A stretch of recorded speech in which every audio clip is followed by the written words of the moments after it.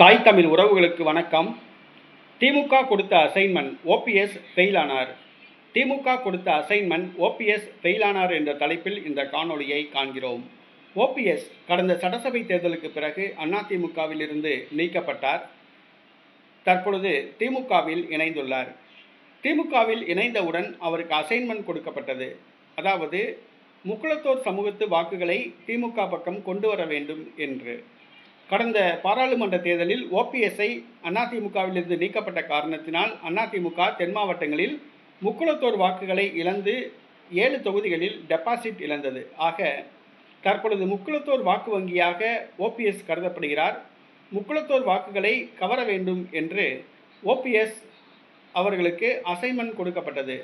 இதற்காக களமிறக்கப்பட்டார் ஓபிஎஸ் பிரச்சாரம் செய்வதற்குரிய செலவுகளை திமுக நிர்வாகிகள் ஏற்றுக்கொள்ள வேண்டும் என்று வலியுறுத்தப்பட்டது. அதன்படி தூத்துக்குடி, திருநெல்வேலி, தென்காசி ஆகிய மாவட்டங்களில் ஓபிஎஸ் சுற்றுப்பயணம் மேற்கொண்டார்.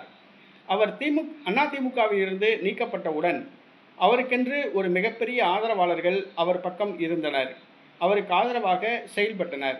அவர் பாஜக சார்பில் ராமநாதபுரம் தொகுதியில் சுயேட்சையாக போட்டியிட்ட போதும், தற்பொழுது திமுகவில் இணைந்த பிறகும் அவருடைய ஆதரவாளர்கள் 90% பேர் விலகிவிட்டனர். தற்பொழுது ஓபிஎஸ் பிரச்சாரம் சென்றார். முக்குளத்தோர் அவரை சந்திப்பார்கள் என்று எதிர்பார்த்தார். ஆனால் தற்பொழுது முக்குளத்தோர் ஓபிஎஸ் பக்கம் கிடையாது. அவர்கள் அனைவரும் சசிகலா பக்கம் சென்று விட்டனர். ஓபிஎஸ் தற்பொழுது தனிமரமாக உள்ளார். முக்குளத்தோர் வாக்குகளை கவர்வார் என்று ஓபிஎஸ் களமிறக்கப்பட்டார். ஆனால் முக்குளத்தோர் ஓபிஎஸ்ஐ கண்டுகொள்ளவில்லை. ஓபிஎஸ் இதனால் அதிர்ச்சி அடைந்துள்ளார்.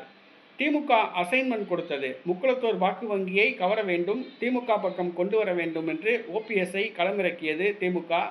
ஓபிஎஸ்க்கு அசைன்மெண்ட் கொடுத்தது திமுக. ஆனால் ஓபிஎஸ் தோல்வியடைந்தார், ஃபெயிலானார் என்றுதான் சொல்ல வேண்டும். ஏனென்று சொன்னால் முக்குளத்தோர் வாக்கு வங்கி தற்பொழுது சசிகலா பக்கம் சென்று விட்டது.